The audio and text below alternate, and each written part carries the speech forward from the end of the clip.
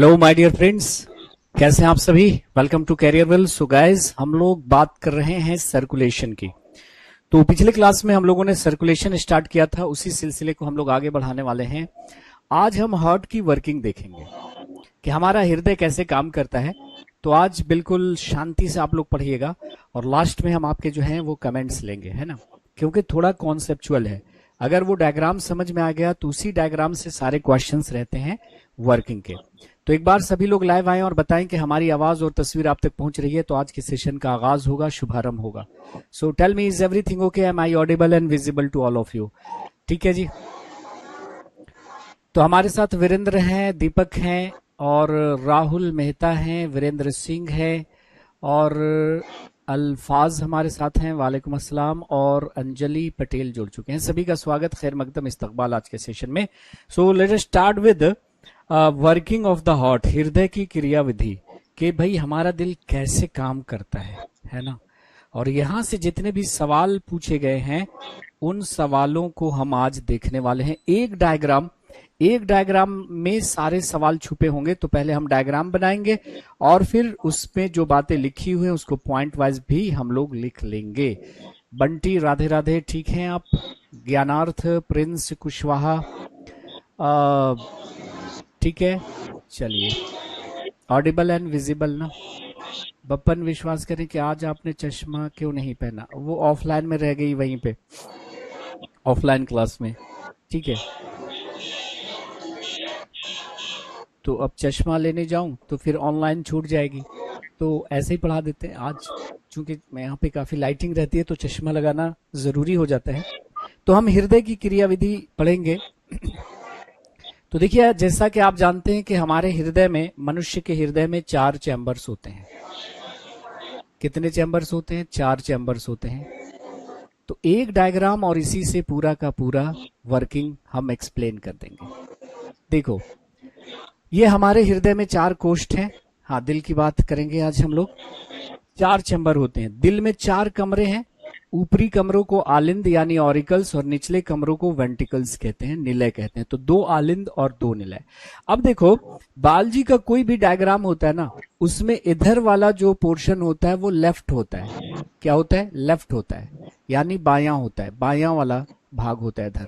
और इधर वाला पोर्शन जो होता है वो राइट होता है, दायां भाग होता है इधर। इधर वाला पोर्शन दायां होता है। तो जब भी जिधर आपका राइट हैंड जा रहा है ना, उधर वाला पार्ट लेफ्ट होता है और लेफ्ट वाला इधर इस तरफ राइट होता है, उल्टा चलता है। देखिए, अब हम इस डायग्राम के साथ खड़े हो जाएंगे तो अब सही है, लेफ्ट राइट। तो खुद को एज्यूम करके डायग्राम बनाते हैं, ठीक है। तो ये वाला ऑरिकल है, तो ये ऊपर वाला ऑरिकल है, तो ये वाला क्या होगा? Left auricle. और नीचे वेंटिकल होता है तो लेफ्ट वेंटिकल। बायां आलिंद बायां निलय और राइट ऑरिकल खुलेगा किसमें? राइट वेंटिकल में। तो बायां आलिंद खुल रहा है बायां निलय में, दायां आलिंद खुल रहा है दायां निलय में, ठीक है, ओके। तो जिधर आपका राइट हैंड जा रहा है उधर लेफ्ट है, तो इधर वाला राइट होगा। कैसे? देखो, अब इस डायग्राम के साथ मैं खड़ा हो गया तो देखो लेफ्ट और राइट सही हो गया। तो इस तरह से डायग्राम में कोई भी आप देखोगे तो इधर वाला पोर्शन लेफ्ट, इधर वाला पोर्शन राइट। तो ये 4 कमरे हो गए दिल के। अब आ जाइए, यहां पे जो मैंने लिया है वो सारे ऑर्गन्स को लिया है, सारे बॉडी पार्ट्स को मैंने यहां पे ले लिया। मान लिया यहां पे हैं आपके बॉडी पार्ट्स, शरीर के अंग। ये हैं आपके बॉडी पार्ट्स, शरीर के अंग, ठीक है। और यहां पे हमने दिखा दिया है फेफड़ों को, मान लिया। तो चलिए, यहां पे हमने दिखा दिया है किसको? तो फेफड़ों को, लंग्स को। यहां पे हमने दिखा दिया है फेफड़ों को, लंग्स को, ठीक है। तो यहां पे हैं आपके लंग्स।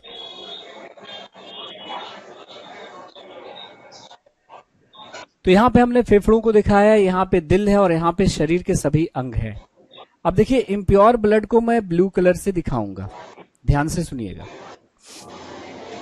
संपूर्ण शरीर से अशुद्ध रक्त को मैं ब्लू कलर से दिखा रहा हूं। इकट्ठा किया जाता है और उसे दाएं आलिंद में भेजा जाता है, राइट ऑरिकल दाएं आलिंद में भेजा जाता है। जाहिर सी बात है कि बॉडी से जो ब्लड जा रहा है वो कैसा होगा, इम्प्योर ब्लड होगा। इस इम्प्योर ब्लड को आरए जो है वो आरवी में पंप कर देगा। दायां आलिंद कहां पंप कर देगा, दायां निलय में। और दायां निलय क्या करेगा, इस अशुद्ध रक्त को पंप कर देगा आपके फेफड़ों के पास कि भाई तुम अशुद्ध रक्त हो, जाके शुद्ध हो जाओ। आप जानते हैं कि हमारे फेफड़े क्या करते हैं, तो फेफड़े ब्लड से CO2 को निकालते हैं, ऑक्सीजन को ब्लड में मिक्स कर देते हैं। ब्लड कैसा हो गया, प्योर, यानी ऑक्सीजनेटेड ब्लड। प्योर ब्लड को मैं रेड कलर से दिखा रहा हूं। अब ये प्योर ब्लड आएगा कहां पर, लेफ्ट ऑरिकल में, बाएं आलिंद में। बायां आलिंद इस प्योर ब्लड को बाएं निलय में पंप कर देगा और बायां निलय इस शुद्ध रक्त को संपूर्ण शरीर में पंप कर देगा। तो देखो ब्लड कैसे कैसे गया, एक बार फिर से ठंडे दिमाग से देखो। संपूर्ण शरीर से अशुद्ध रक्त कहां गया, दायां आलिंद में। दाएं आलिंद से दाएं निलय में। दाएं निलय ने इसे पंप कर दिया फेफड़ों के पास। आप पढ़ चुके हैं कि फेफड़ा क्या करता है कि ब्लड से CO2 को निकालकर उसमें ऑक्सीजन मिला देता है। ब्लड कैसा हो गया, प्योर। प्योर ब्लड को मैंने किससे दिखाया है, रेड कलर से दिखाया है। अब ये प्योर ब्लड आ जाएगा लेफ्ट ऑरिकल में, बाएं आलिंद में। बायां आलिंद से बायां निलय, बायां निलय से संपूर्ण शरीर। तो बॉडी से गया आरए, आरए से गया आरवी, आरवी से गया फेफड़ा, फेफड़ा से एलए, एलए से एलवी और एलवी से बॉडी पार्ट। तो पहला तो क्वेश्चन यही मिल गया आपको कि हमारे शरीर में परिसंचरण का सही क्रम क्या है। What is the right sequence of circulation of blood in human body. मनुष्य के शरीर में परिसंचरण का सही क्रम क्या है। तो एक क्वेश्चन तो आपको यहीं से मिल गया कि मानव शरीर में परिसंचरण का जो सही क्रम है वो क्या है। तो आपने अभी पढ़ा, देखो ये आपने पढ़ा कि हमारे हृदय में 4 चैम्बर्स हैं। हमारे हृदय में 4 चैम्बर्स हैं। LA खुलता है LV में, RA खुलता है RV में। यहां पे आपने क्या दिया, यहां पे आपने दिया बॉडी पार्ट्स और यहां पे आपने दिए फेफड़े। तो देखो बॉडी से कहां गया, बॉडी से गया RA, RA से गया RV, RV से गया फेफड़ा और फेफड़ा में ब्लड हो गया शुद्ध, शुद्ध आया LA में, LA से LV में और LV से बॉडी पार्ट में। तो अगर पूछा जाए कि परिसंचरण का सही क्रम क्या है, तो शरीर के पार्ट्स, शरीर के अंगों से कहां गया, RA में। RA मतलब क्या, राइट ऑरिकल, है ना। RA का मतलब यहां क्या है, RA का मतलब है राइट ऑरिकल, है ना, दायां आलिंद। तो बॉडी से कहां गया, RA, RA से कहां चला गया, RV में चला गया, दायां निलय। दायां आलिंद से कहां गया, दायां निलय। तो RV मतलब क्या हुआ, राइट वेंट्रिकल, राइट वेंट्रिकल। तो देखिए बॉडी से गया RA, RA से गया RV, RV से कहां चला गया, फेफड़ा में। RV से कहां गया, फेफड़ा में। फेफड़ा से कहां आया, LA में। LA मतलब बायां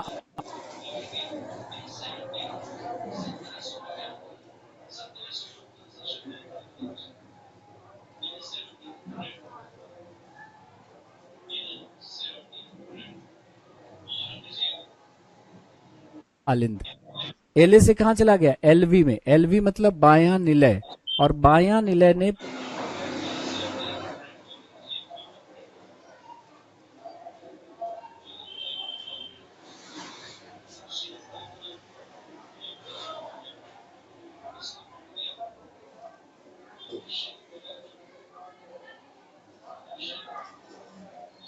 पूरे बॉडी को प्योर ब्लड सप्लाई कर दिया। तो जिस ऑप्शन में ये रहेगा वो सही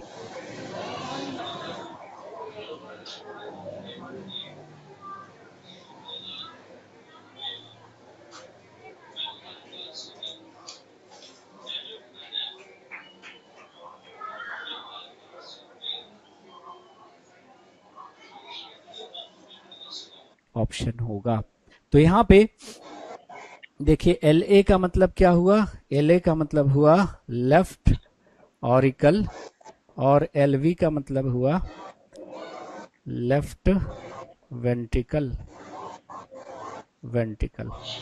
तो अगर आपसे सवाल ये पूछा जाता है कि मानव शरीर में परिसंचरण का सही क्रम क्या है, तो बॉडी से गया आर ए, आर ए से गया आरवी, आरवी से गया लंग्स, लंग्स से एल ए, एल ए से एलवी और एलवी से बॉडी पार्ट्स। आ रही है बात समझ में?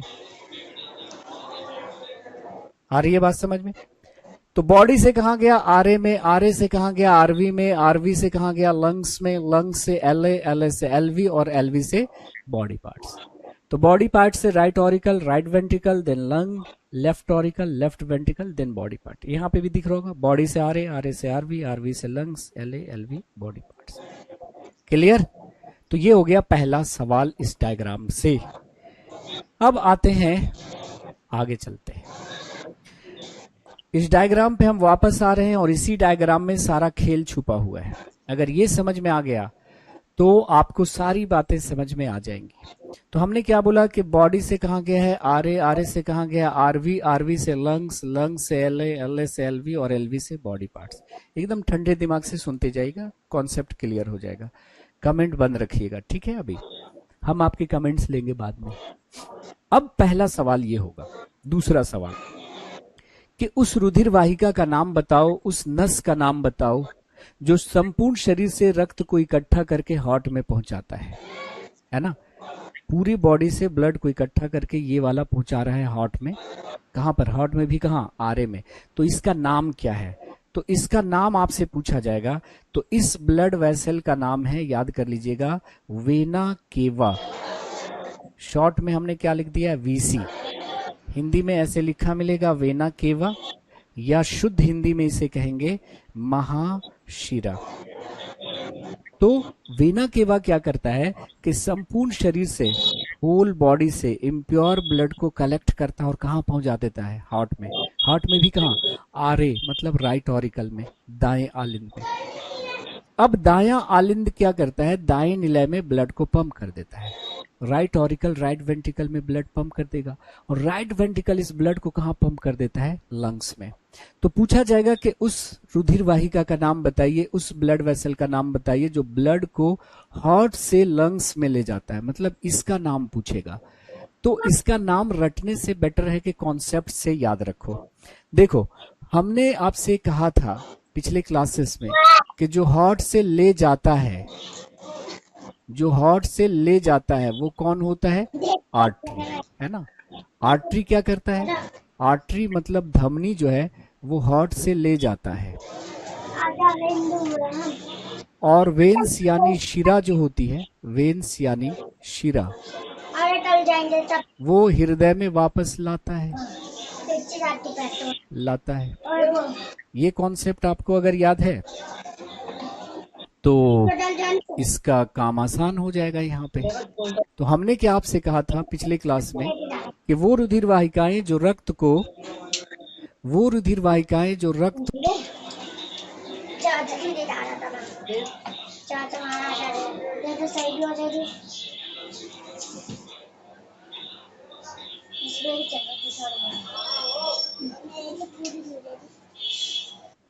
को ले जाती हैं हार्ट से, वो होती है आर्टरी, और जो वापस लाती हैं वो होती है वेन यानी शिरा।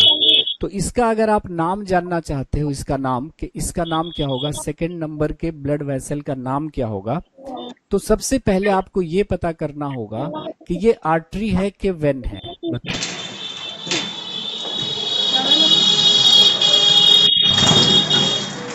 ये वाली आर्टरी है कि वेन है? तो आप कहिएगा ये हृदय से ले जा रहा है। तो ले जाता है कौन? आर्टरी। तो निश्चित रूप से ये आर्टरी है। कहाँ ले जा रहा है? लंग्स में। अब लंग की जगह पे जो हम टर्म यूज करते हैं, नोट करके कहीं पे आप लिख लीजिएगा, पल्मोनरी। पल्मोनरी, पल्मोनरी का मतलब क्या होता है? लंग, फेफड़ा। और फेफड़ा को शुद्ध हिंदी में हम लोग क्या लिखते हैं? फुफ्फुस लिखते हैं। उसी तरह से अगर कार्डियक शब्द आ रहा है, कार्डियक, कार्डियक शब्द, तो कार्डियक शब्द का मतलब होता है हार्ट से संबंधित कोई भी चीज, हृदय से संबंधित कोई भी चीज, है ना? पल्मोनरी का मतलब क्या होता है? पल्मोनरी मतलब फेफड़ा से संबंधित कोई भी चीज। रीनल का मतलब क्या होता है? रीनल का मतलब, रीनल का मतलब होता है किडनी से संबंधित कोई भी चीज, किडनी, विरक से संबंधित कोई भी चीज। और हेपैटिक मतलब क्या होता है? हेपैटिक, ये वर्ड हिपैटिक कहीं पे भी लिखा रहे, उसका मतलब होता है भाई आपके लीवर से संबंधित कोई भी चीज, यकृत से संबंधित कोई भी चीज। तो मेडिकल में हार्ट की जगह टर्म क्या यूज होता है? कार्डियक, है ना। लंग्स की जगह क्या टर्म यूज होता है? पल्मोनरी। किडनी की जगह टर्म क्या यूज होता है? रीनल। लीवर की जगह क्या टर्म यूज होता है? हिपैटिक। हिपैटिक, ठीक है। तो इसको आप बोनस में लिख लीजिए कहीं पर, इसको आप बोनस में लिख लीजिए कि पल्मोनरी कहीं लिखा हुआ है मतलब लंग, कार्डियक कहीं पे लिखा हुआ है मतलब हार्ट से संबंधित, रीनल कहीं पे लिखा हुआ है किडनी से संबंधित, हिपैटिक कहीं पे लिखा हुआ है लीवर से संबंधित। अब आते हैं उस डायग्राम पे वापस। अब उस डायग्राम पे वापस आते हैं। मैंने कहा कि इसका नाम हमें बताना है कि वो कौन सी रुधिर वाहिका है जो रक्त को हृदय से फेफड़ों में ले जाती है, रक्त को हार्ट से लंग में ले जाती है। तो सबसे पहले पहचानना होगा कि ये आर्टरी है कि वेन है। तो हृदय से ले जाने वाली क्या होती है? आर्टरी। कहाँ ले जा रही है? लंग्स में। तो नाम इसका क्या हो जाएगा?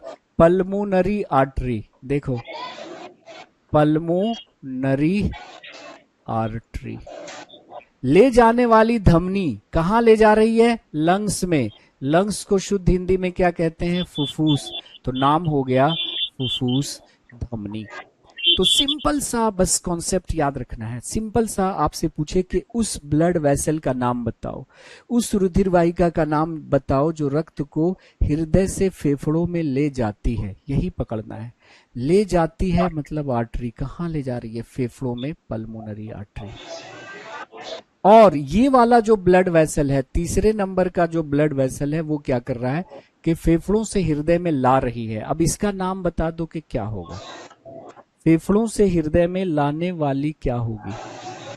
फेफड़ों से हृदय में लाने वाली क्या होगी? बता दीजिए। तीसरे नंबर के ब्लड वेसल का नाम बता दो।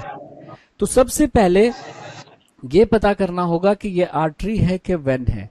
तो आप कहेगा सर ये हृदय में लाती है। लाती है कौन? शिरा। कहां से ला रही है? फेफड़ों से। तो नाम क्या हो गया? Pulmonary vein. लाने वाली होती है वेन ना, कहां से ला रही है? फेफड़ों से। तो नाम हो गया पल्मोनरी वेन। लाने वाली होती है शिरा, कहां से ला रही है? फुफ्फुस से। तो नाम हो गया फुफ्फुस शिरा। तो सिंपल सा क्वेश्चन होगा कि उस रुधिर वाहिका का नाम बताओ जो रक्त को फेफड़ों से हृदय में लाता है, यही पकड़ना है। लाता है मतलब शिरा। कहां से ला रहा है? फेफड़ों से, फुफ्फुस शिरा। और ये चौथे नंबर का जो ब्लड वेसल है माय डियर फ्रेंड्स, वो संपूर्ण शरीर को शुद्ध रक्त की सप्लाई कर रहा है। संपूर्ण शरीर को शुद्ध रक्त की सप्लाई कर रहा है। ये आर्टरी के वेन। तो आप कहेगा सर हृदय से ले जाने वाली आर्टरी और पूरी बॉडी को सप्लाई कर रहा है, तो सबसे बड़ी आर्टरी है ना, इसलिए इसका नाम क्या रखा गया है? एओर्टा। क्या नाम रखा गया है? ऑर्टा। या इसको शुद्ध हिंदी में कहते हैं महाधमनी। महाधमनी। तो पूरे संपूर्ण शरीर को शुद्ध रक्त की जो सप्लाई करता है वो एक बहुत बड़ी आर्टरी होती है, हृदय से ले जाने वाली आर्टरी, और संपूर्ण शरीर को दे रखा है, तो इसी का नाम रख दिया गया ऑर्टा।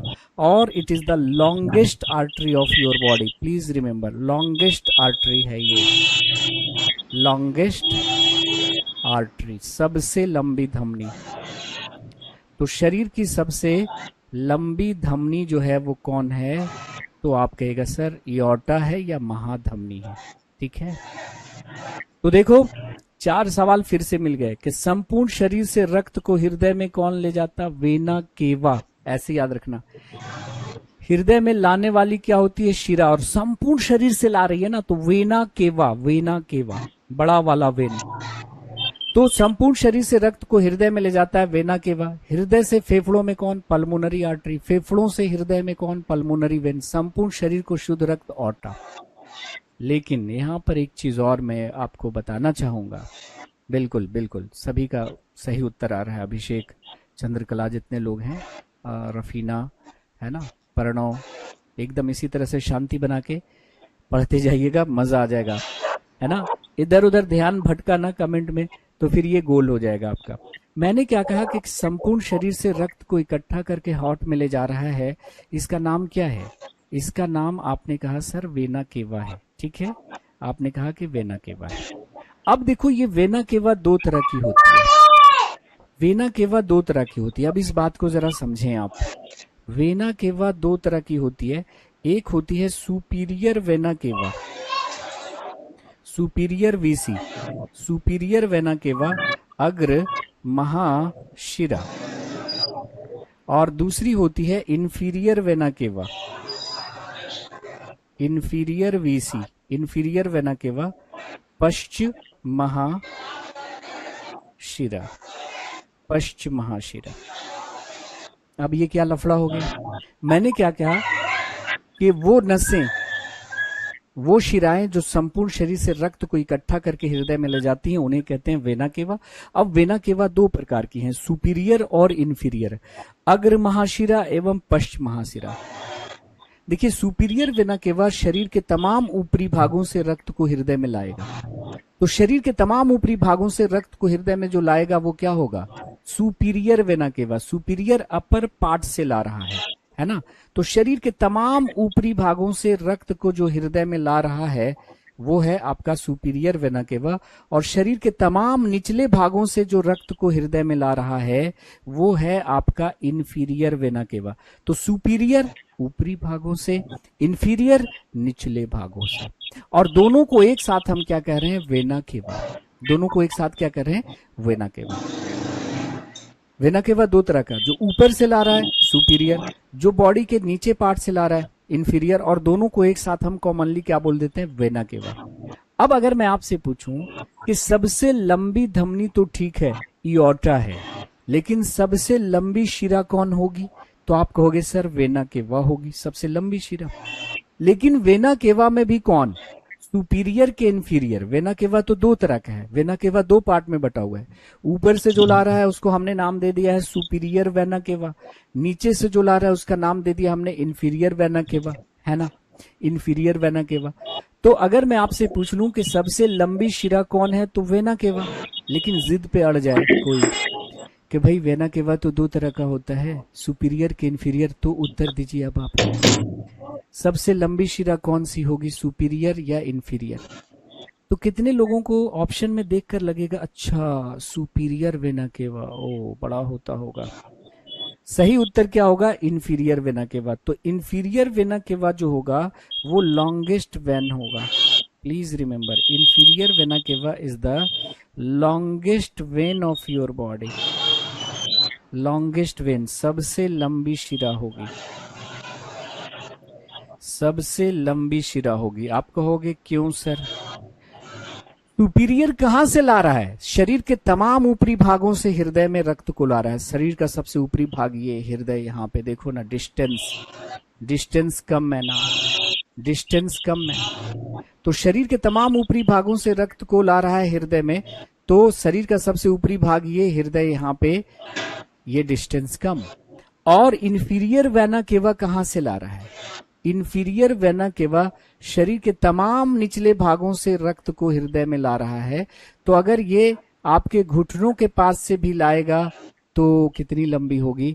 तो इंफीरियर वेना केवा is the longest when of your body. तो इस डायग्राम में जो कुछ दिख रहा है ना, सब कुछ, उसको हम जरा लिख लेते हैं पॉइंट वाइज, है ना, कि बॉडी से जो हार्ट में ले जाएगा उसको क्या बोलेंगे, हार्ट से जो लंग में ले जा रहा है, लंग से हार्ट में ला रहा है, और इस तरह से। तो ये डायग्राम क्लियर हुआ? क्लियर हुआ ये डायग्राम, या कोई दिक्कत है? तो इसी डायग्राम से सारा दारो मदार आपका क्या होगा, चलेगा। ठीक है, तो अब इस डायग्राम में जो दिख रहा है उसको जरा हम लोग पॉइंट वाइज लिख लेते हैं, पॉइंट वाइज लिख लेते हैं। जैसे हमने कहा, अभी आपको बताया कि ये हमारा हृदय था, LA, LV, RA, RV, यहाँ पे थे हमारे बॉडी पार्ट्स, और यहाँ पे था हमारा लंग्स। संपूर्ण शरीर से अशुद्ध रक्त LA गया था, है ना, संपूर्ण शरीर से। देखिएगा, ये हमारा हृदय था, LA, LV, RA और RV। यहाँ पे बॉडी थी और यहाँ पे था आपका लंग्स। ठीक है, अब आप देख रहे थे कि संपूर्ण शरीर से अशुद्ध रक्त ब्लू कलर में RA गया था, RA से RV, RV से लंग्स। लंग्स में ब्लड कैसा हो गया? प्योर। तो लंग से आया एलए, एलए से आया एलवी और एलवी से संपूर्ण शरीर में ब्लड चला गया। तो पूछ रहा है कि भाई बॉडी पार्ट से हार्ट में ब्लड को जो ले जा रहा है, संपूर्ण शरीर से रक्त को इकट्ठा करके ब्लड को कहां ले जा रहा है, हार्ट में, उसका नाम क्या है? इसका नाम पूछ रहा है कि संपूर्ण शरीर से रक्त को इकट्ठा करके जो ले जा रहा है उसका नाम है वेना केवा। क्या नाम है? वेना केवा, यानी महाशिरा। तो संपूर्ण शरीर से रक्त को हृदय में कौन ले जा रहा है? आपका वेना केवा। अब देखिए, हार्ट से, हृदय से फेफड़ों में कौन ले जा रहा है? तो यहां पे आप कॉन्सेप्ट अप्लाई कर सकते हैं। हार्ट से ले जाने वाला कौन? आर्टरी। भाई हृदय से ले जाने वाला कौन? आर्टरी। कहां ले जा रहा है? लंग्स में। तो नाम हो गया पल्मोनरी आर्टरी, यानी फुफ्फुस धमनी। हृदय से ले जाने वाली होती है धमनी, ले जा रहा है लंग्स में, तो लंग्स को शुद्ध हिंदी में क्या कहते हैं? फुफ्फुस। तो नाम हो जाएगा फुफ्फुस धमनी। ठीक है, क्लास रुक रही है? चलिए ठीक है, अभी हम उसको चेक करते हैं, आगे पढ़ते जाइए आप लोग। उसके बाद आ जाइए फेफड़ों से। फेफड़ों से हार्ट में कौन ले जाता? फेफड़ों से हार्ट में कौन ले जाता?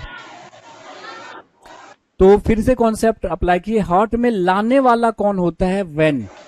कहां से ला रहा है? फेफड़ों से। तो पल्मोनरी वेन, यानी फुफ्फुस शिरा, है ना।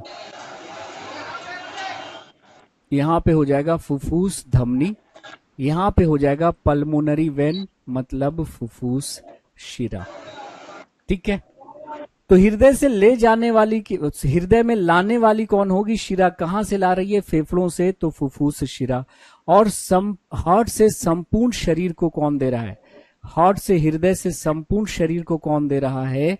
तो उत्तर आपका आ जाएगा ऑर्टा, यानी महाधमनी। ऑर्टा यानी के महाधमनी। ठीक है, ऑर्टा मतलब महाधमनी। तो अगर पूछा जाए कि लॉन्गेस्ट वेन कौन है, तो यहां से वेना केवा हो गया, ये सॉरी, ये वेना केवा था, ये है वेना केवा, ये है आपका पल्मोनरी आर्टरी, ये है आपका पल्मोनरी वेन, और ये हो गया आपका ऑर्टा। ठीक है, अब लॉन्गेस्ट आर्टरी अगर पूछ ली जाए, है ना, लॉन्गेस्ट वेन पूछ लिया जाए, तो इंफीरियर वेना केवा हो गया, पश्च महाशिरा, पश्च महाशिरा। और लॉन्गेस्ट आर्टरी पूछ ली जाए, लॉन्गेस्ट आर्टरी पूछ ली जाए, तो आपका उत्तर हो गया ऑर्टा, मतलब महाधमनी, है ना, जो वहां पे लिखा हुआ है। और लेकिन सबसे लंबी रुधिर वाहिका आपसे पूछ ली जाए, सबसे लंबी रुधिर वाहिका, सबसे लंबी रुधिर वाहिका अगर आपसे पूछ ली जाए तो उत्तर क्या होगा? क्योंकि आर्टरी भी रुधिर वाहिका है और वेन भी रुधिर वाहिका है, दोनों तो ब्लड वेसल का ही टाइप है, दोनों ब्लड वेसल का ही टाइप है। तो लॉन्गेस्ट वेन हो गया इंफीरियर वेना केवा, लॉन्गेस्ट आर्टरी हो गई ऑर्टा, लेकिन सबसे लॉन्गेस्ट ब्लड वेसल भी पूछा जाए अगर, तो ये आपका ऑर्टा ही होगा, ऑर्टा ही होगा, महाधमनी ही होगी। क्या होगी? महाधमनी। ठीक है जी, बात आनी चाहिए समझ में। वीडियो चिपक कर चल रहा है, कोई बात नहीं, रिकॉर्डिंग देख लीजिएगा।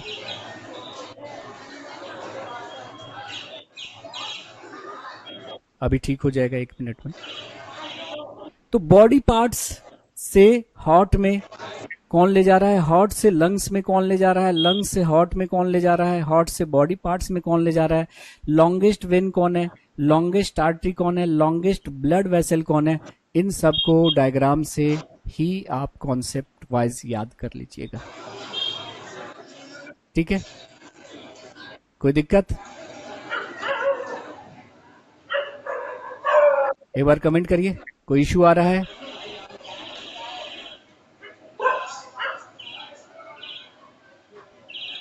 कोई इशू है?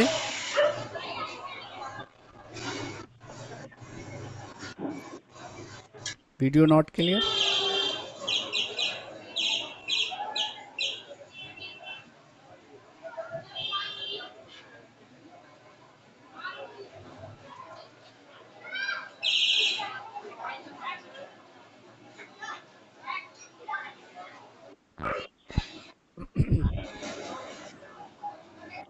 ठीक है, अभी सही हो जाएगा, चिपक कर चल रहा है तो।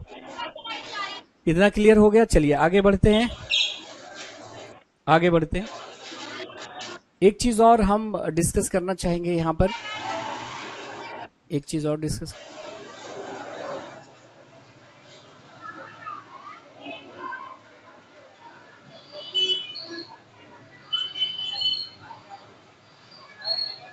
ठीक है जी।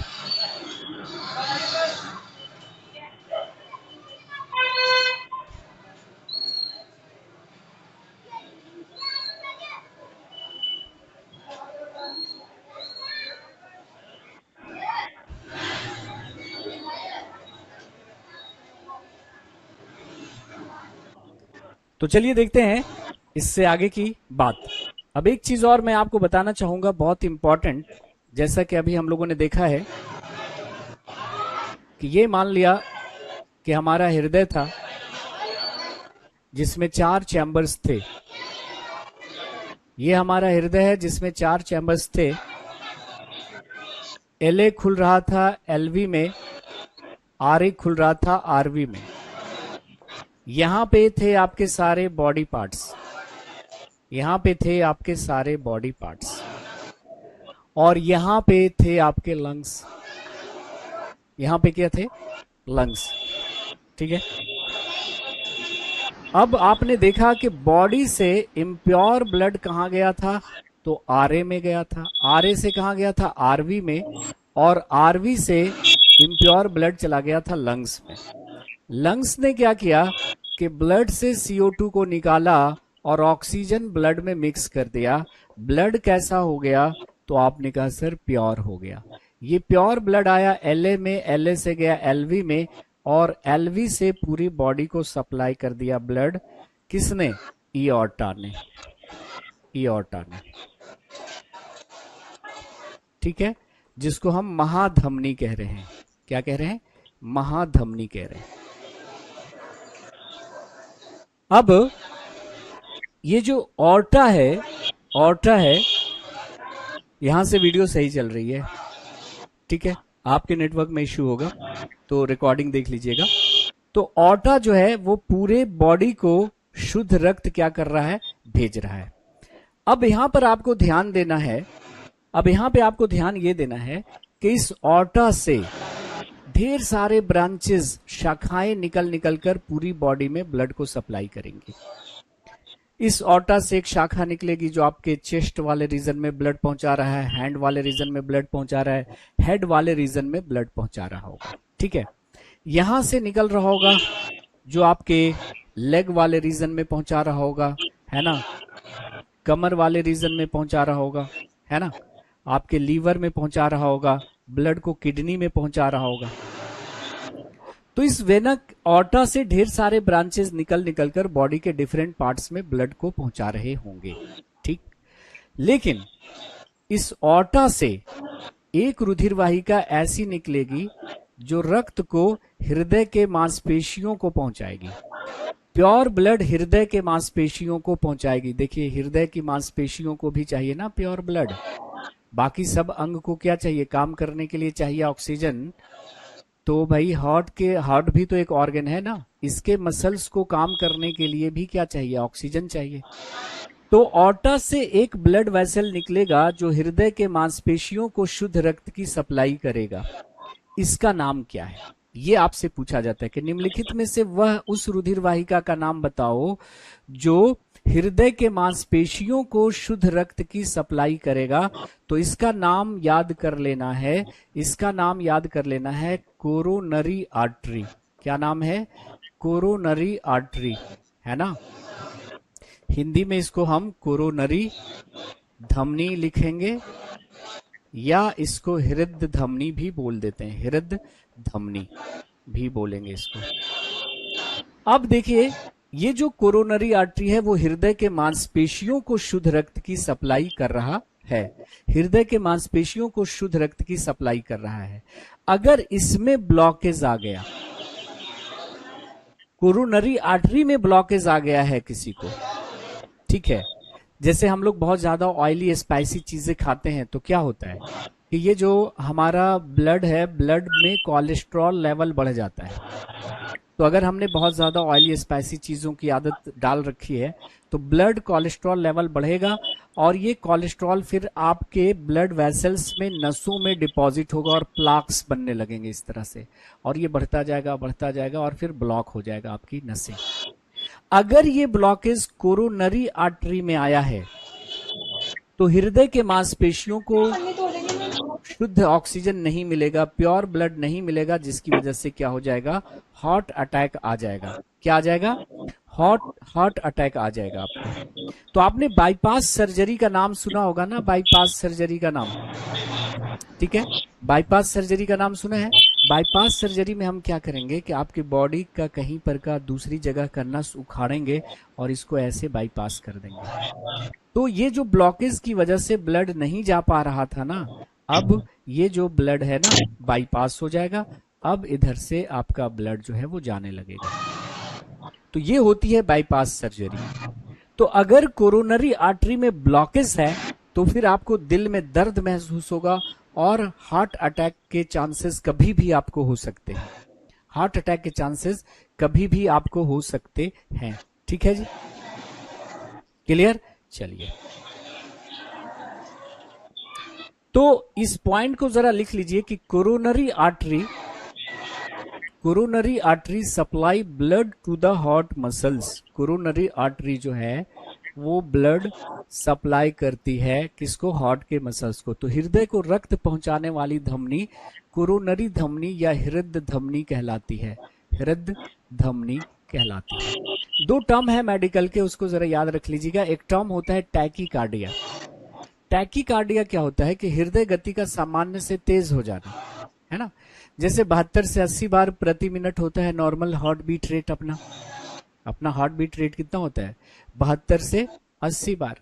अगर किसी का बढ़ते बढ़ते बढ़ते 100 से ज्यादा हो गया हार्ट रेट, तो इस कंडीशन को मेडिकल में हम क्या बोलते हैं, टैकीकार्डिया। टैकीकार्डिया का मतलब हृदय धड़कन का सामान्य से तेज होना, कितना, 100 से अधिक हो जाना, 100 बार से अधिक हो जाना। तो हृदय की धड़कन का 100 बार प्रति मिनट से अधिक हो जाने को, इस कंडीशन को मेडिकल में टैकीकार्डिया कहते हैं। और एक होता है ब्रैडीकार्डिया, हृदय गति का सामान्य से कम हो जाना। घटते घटते घटते किसी का हृदय गति 60 से कम हो गया, 60 से कम हो गया, है ना, 60 बार प्रति मिनट से कम हो गया, तो इस कंडीशन को मेडिकल में ब्रेडीकार्डिया कहते हैं। क्या बोलते हैं, ब्रेडीकार्डिया। तो सिंपल याद रखना, टैकीकार्डिया हृदय गति का सामान्य से ज्यादा धड़कना, ब्रैडीकार्डिया हृदय गति का सामान्य से कम धड़कना। बढ़ते बढ़ते 100 से ज्यादा हो गया, इस कंडीशन को मेडिकल में क्या लिख देगा, टैकीकार्डिया। घटते घटते 60 से कम हो गया, ब्रेडीकार्डिया। ठीक है, तो इसको याद कर लेना है इन टर्म्स को। कोरोनरी आर्टरी जो है वो हृदय के मांसपेशियों को रक्त की सप्लाई करते हैं। जैसे एक सवाल देखिए, दो लिस्ट आपको दिया गया है, दो लिस्ट दिया गया है, लिस्ट 1 और लिस्ट 2। लिस्ट 1 में रुधिर वाहिकाएं हैं और लिस्ट 2 में उसका फंक्शन है ना, सूची 1 में और सूची 2 में। अब इनके काम को आप बताकर लिखिए। पल्मोनरी आर्टरी का काम क्या होगा, तो देखिए आपने पढ़ा होगा कि हार्ट से जो ले जाएगा लंग्स में, हार्ट से कहाँ ले जाएगा, लंग्स में, उसका नाम क्या होगा बताओ। तो हृदय से ले जाने वाली क्या होगी, आर्टरी कहाँ ले जा रही है, लंग्स में, तो नाम हो गया पल्मोनरी आर्टरी। हृदय से ले जाने वाली क्या होती है, धमनी कहाँ ले जा रही है, फेफड़ों में, तो नाम हो गया फुफ्फुस धमनी। उल्टा देखो इसका, ऑपोजिट। लंग्स से हार्ट में लाने वाली, हार्ट में लाने वाली क्या होती है बताओ, वेन। कहां से ला रही है, फेफड़ों से, तो पल्मोनरी वेन, फुफ्फुस शिरा। तो देखो यहाँ पे क्या है, पल्मोनरी आर्टरी है, फुफ्फुस धमनी है ना, फुफ्फुस धमनी। तो ऐसे भी सोचिए, आर्टरी क्या करती है, ले जाती है, कहां ले जा रही है, पल्मोनरी आर्टरी। तो पल्मोनरी आर्टरी का काम होता है हृदय से फेफड़ों में ले जाना, carry blood from heart to lungs, है ना। तो हार्ट से ले जाने वाली आर्टरी होगी, कहाँ ले जा रही है, फेफड़ों में, तो पल्मोनरी आर्टरी। तो ए की मैचिंग हमारी 4 के साथ बन चुकी है। कैपिलरीज यानी केशिकाओं का काम क्या होता है, कैपिलरीज का काम होता है कि भाई आर्टरीज और वेन को जोड़ देना। तो बी का हमारा 3 के साथ मैचिंग हो गया। कोरोनरी आर्टरी, अभी बोला कि कोरोनरी आर्टरी क्या कर रहा है, तो हार्ट के मसल्स को ब्लड की सप्लाई कर रहा है, carries blood to heart muscles, है ना। तो हमारा सी का मैचिंग 2 के साथ हो गया। और बच गया हमारा पल्मोनरी वेन। पल्मोनरी वेन क्या करेगा कि ब्लड लंग से हार्ट में लाएगा। वेन कहने का मतलब हार्ट से ला रहा है, और पल्मोनरी कहने का मतलब कहाँ ला रहा है, फेफड़ों में ला रहा है। तो हमारा डी का बन गया 1 के साथ। तो 4 3 2 1, 4 3 2 1 ऑप्शन नंबर ए में है। क्या बहुत टफ सवाल था क्या? ठीक है। प्योर ब्लड कहने का मतलब ऑक्सीजनेटेड ब्लड, ऑक्सीजन युक्त ब्लड। ठीक है, ऑक्सीजन युक्त ब्लड। सबसे बन गया ये सवाल या नहीं बना, बताओ। क्या ये बहुत टफ था सवाल? आसान सवाल है। सीजीएल वगैरह में, रेलवे के एग्जाम्स में अलग अलग पूछ लेगा कि पल्मोनरी आर्टरी कहां से कहां ले जाता है, कैपिलरीज का काम क्या है, कोरोनरी आर्टरी का काम क्या है, पल्मोनरी वेन ब्लड को कहां से कहां ले जाता है, कहां से कहां ले जाता है। ठीक है, चलो अब आते हैं हार्ट का जो कॉन्ट्रैक्शन होता है। हृदय जब कॉन्ट्रैक्ट होगा, संकुचित होगा, तो ब्लड को पूरी बॉडी में पंप करेगा। तो हृदय का सिकुड़ना, कॉन्ट्रैक्शन, क्या कहलाता है मेडिकल में, सिस्टॉल। और कॉन्ट्रैक्शन के बाद क्या होगा, रिलैक्स होगा। तो रिलैक्सेशन को हम क्या कहते हैं, डायस्टॉल, है ना, डायस्टॉल। तो हृदय का जो संकुचन है, हृदय का सिकुड़ना क्या कहलाता है, सिस्टॉल कहलाता है। संकुचन या सिस्टॉल कहलाता है।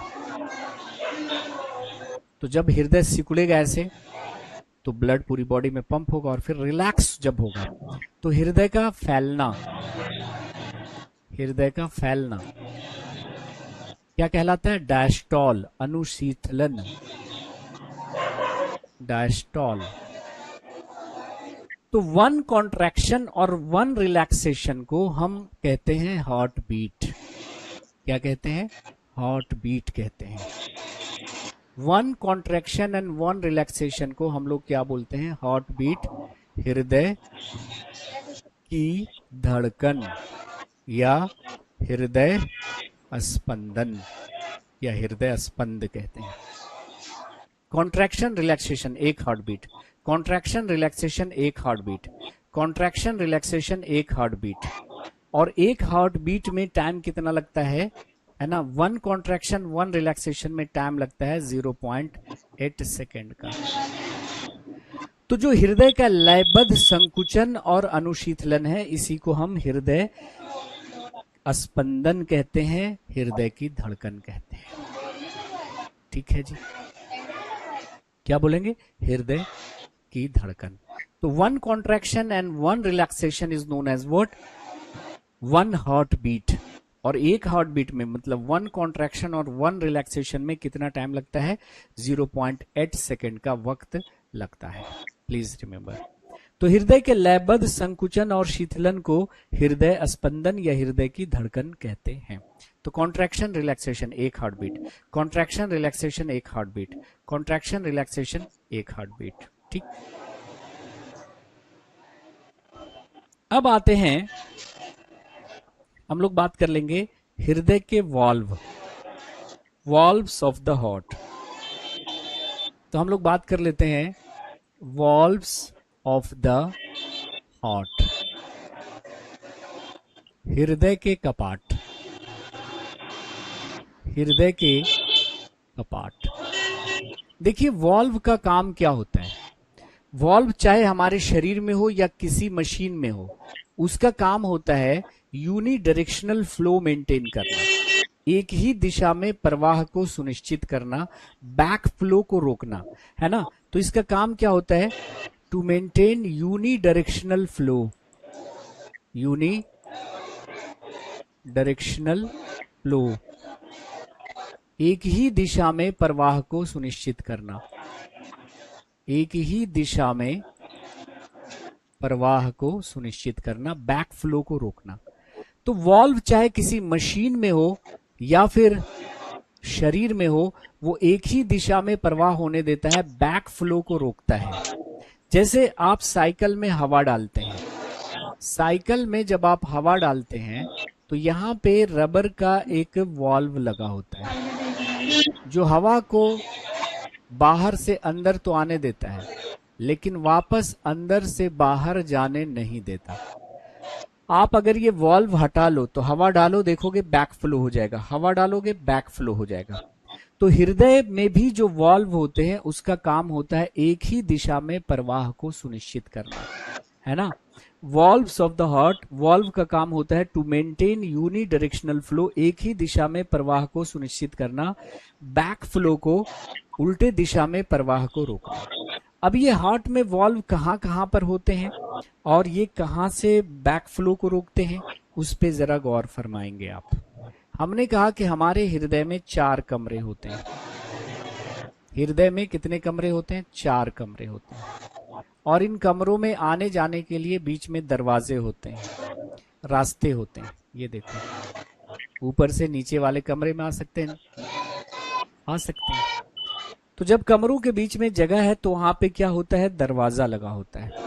क्या होता है? यहाँ पे दरवाजा है, यहाँ पे वॉल्व होता है।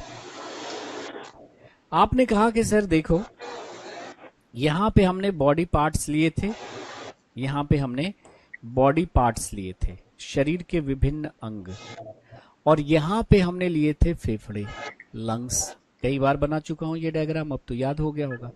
बॉडी से शुद्ध रक्त कहाँ गया था? LA में गया था। LA से कहाँ आ गया था? LV में।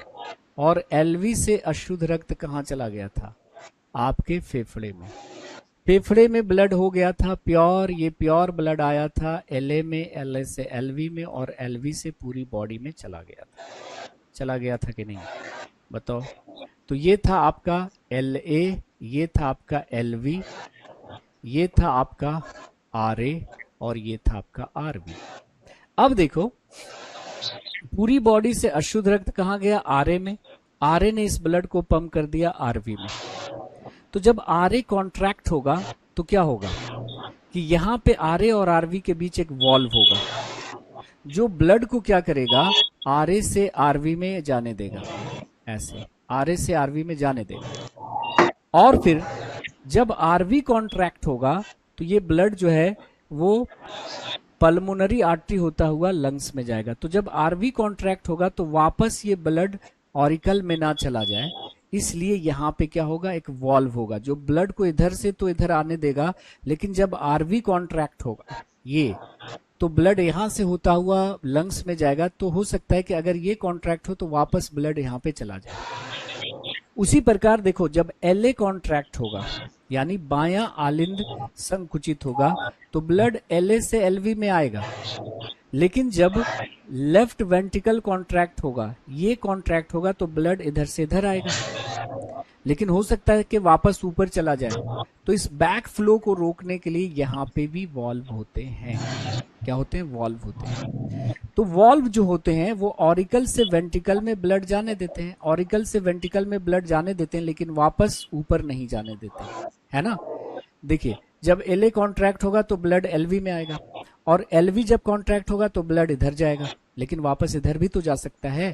तो यहाँ पर रोकने के लिए यहाँ पे वॉल्व है, और यहाँ से ऊपर ना चला जाए तो यहाँ पे भी वॉल्व है। अब याद कर लीजिएगा कि LA LV के बीच ये जो वॉल्व होता है उसका नाम होता है बाइकस्पिड वॉल्व। बाइकस्पिड वॉल्व, या इसे कहते हैं मिट्रल वॉल्व। क्या बोलते हैं? Mitral valve. द्विवलनी कपाट या मिट्रल कपाट, क्या बोलते हैं इसको? द्विवलनी कपाट या मिट्रल कपाट कहते हैं। अब कहिएगा सर ऐसा नाम क्यों है? देखिए, आपके घर में भी दरवाजे होते हैं। एक दरवाजा ऐसा खुलता है, एक पल्ला में खुलता है ऐसे, और एक दरवाजा ऐसे 2 साइड में खुलता है, 2 पल्लों में खुलता है। तो ये भी ऐसा ही है वॉल्व। ऐसे दो तरफ ये खुलता है। जब ये कॉन्ट्रैक्ट होगा ना, लेफ्ट ऑरिकल कॉन्ट्रैक्ट होगा तो इस पे प्रेशर आएगा और ये दो दिशाओं में खुलेगा, दो पल्लों में ऐसे खुलेगा, इसलिए इसको बोलते हैं बाइकस्पिड वॉल्व। दो तरफ दो पल्लों में खुल रहा है, जैसे आपके भी किवाड़ होते हैं ना, तो एक पल्ला वाला होता है और एक दो तरफ खुलता है ना, दो पल्ले वाला, ऐसा ही है। उसी तरह से जब आरवी कॉन्ट्रैक्ट होगा तो ब्लड, आरए कॉन्ट्रैक्ट होगा तो ब्लड आरवी में जाएगा, और फिर आरवी कॉन्ट्रैक्ट होगा तो ब्लड इधर चला जाएगा। तो हो सकता है कि वापस ब्लड बैक फ्लो ना करे, तो यहाँ पे भी वॉल्व होता है। यहाँ पे जो वॉल्व होता है उसका नाम है ट्राइकस्पिड वॉल्व। क्या नाम है? ट्राइकस्पिड वॉल्व, त्रिवलनी कपाट। त्रिवलनी कपाट, कपाट मतलब द्वार। अब ये त्रिवलनी कपाट क्यों बोलते हैं? क्योंकि इस पे जब प्रेशर पड़ेगा तो ये तीन दिशाओं में ऐसे खुलेगा। जैसे आपने एक ऐसा दरवाजा बनाया है कि अगर उस पर आप प्रेशर डालिए तो वो तीन दिशाओं में ऐसे ऐसे खुले, ऐसे। तो इसमें जब प्रेशर पड़ेगा ना तो ये तीन दिशाओं में ऐसे खुलता है, इसीलिए नाम है त्रिवलनी कपाट। तीन इसका क्या है, पट है ना। उसके बाद देखिए, तो ये वाला जो बाइकस्पिड वॉल्व है वो एलए और एलवी के बीच में होता है, जो ब्लड को एलए से एलवी में आने देता है लेकिन वापस जाने नहीं देता। आरए आरवी के बीच जो वॉल्व है उसका नाम क्या है? ट्राइकस्पिड वॉल्व, त्रिवलनी कपाट, जो ब्लड को दाएं आलिंद से दाएं निलय में जाने देगा, वापस लौटने नहीं देगा। तो हमने कहा कि जब एलए पंप करेगा ब्लड को तो क्या होगा? ये वॉल्व खुलेगा।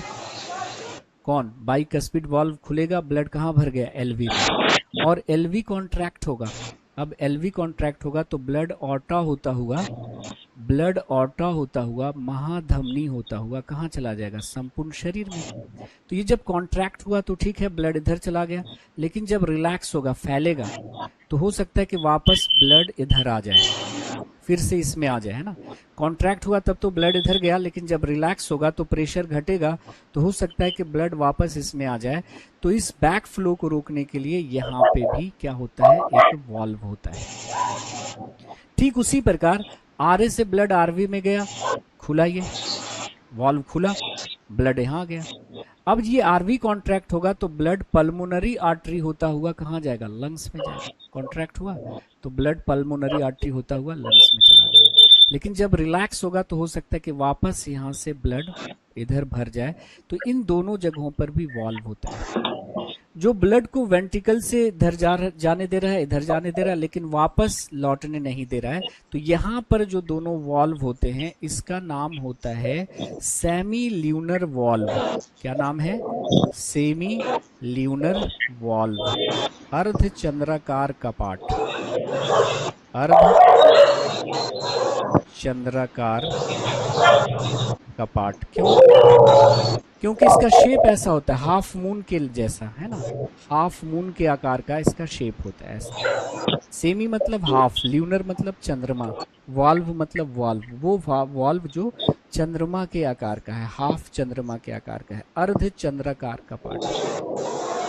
ठीक है। तो अर्ध चंद्राकार कपाट कहाँ होता है? एलवी के ओपनिंग पर और आरवी के ओपनिंग पर।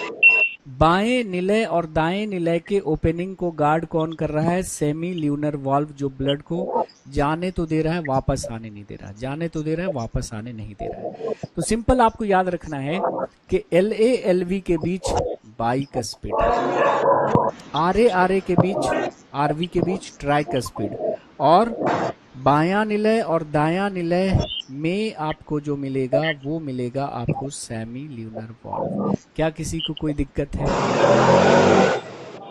ठीक है जी।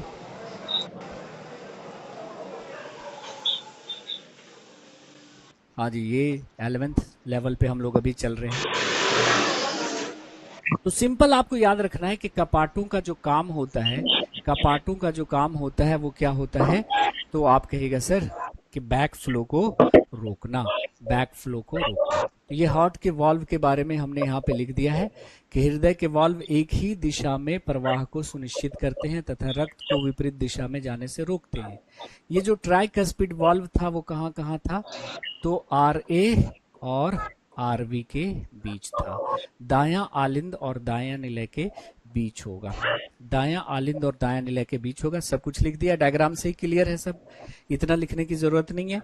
उसके बाद बाइकस्पिड या जिसे मिट्रल वॉल्व कहते हैं, बाइकस्पिड या मिट्रल वॉल्व कहते हैं, वो LA और LV के बीच स्थित होगा, बायां आलिंद और बायां निलय के बीच स्थित होगा, लेफ्ट ऑरिकल और लेफ्ट वेंट्रिकल के बीच स्थित होगा। और जो आपका बन गया सेमी ल्यूनर वॉल्व, वो कहाँ पे मिलेगा? तो सेमी ल्यूनर वॉल्व जो मिलेगा आपको, देखो ये सेमी ल्यूनर वॉल्व कहाँ पे मिलेगा, ये देखिए, ये है LA, ये है LV, ये है RA, ये है RV, तो यहाँ पे मिलेगा आपको, यहाँ पे और यहाँ पे। ये कॉन्ट्रैक्ट होगा तो ब्लड ऑर्टा में चला जाएगा, और ये कॉन्ट्रैक्ट होगा तो ब्लड पल्मोनरी आर्टरी होता हुआ फेफड़े में चला जाएगा। तो LV और RV के ओपनिंग को गार्ड करेगा कौन? तो आप कहोगे सर सेमी ल्यूनर वॉल्व। ठीक।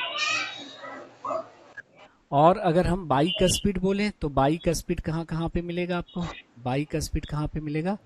तो LA और LV के बीच, ये आपको मिल जाएगा बाइकस्पिड वॉल्व, ऐसा वाला, दो दिशाओं में खुलने वाला ऐसा वॉल्व आपको मिल जाएगा। और अगर बात करते हैं ट्राइकस्पिड वॉल्व, तो ट्राइकस्पिड वॉल्व आपने देखा कि भाई RA और RV के बीच मिलेगा, RA और RV के बीच, तीन दिशाओं में खुलने वाला है ऐसे, इस पे जब प्रेशर पड़ेगा तो तीन दिशा में खुलेगा, है ना। तो बस अभी इतना ही रहने देते हैं। कुछ बच्चे कह रहे हैं कि नेटवर्क इशू भी आ रहा है, तो आज की क्लास में इतना ही रहने देते हैं। नेक्स्ट जो है हम देखेंगे कि अगर आपके हार्ट के वॉल्व में कोई प्रॉब्लम आ गई तो कौन सी बीमारी हो जाती है ना, और इसके बाद फिर हम आगे की बातें करेंगे। ठीक, तो आज के सेशन में इतना ही रहने देते हैं। तो अगर किसी का कोई डाउट आ रहा है तो आप पूछ सकते हैं, नहीं तो नेक्स्ट क्लासेस में हम आपके डाउट्स लेंगे। मैं कह रही हूँ ठीक है आप वहाँ पे कम से कम इनसे तो पूछो। तो मुलाकात होगी आपसे अगले सेशन में। Have a nice day, take care, bye bye, जय हिंद, thank you very much, see you again. ठीक है।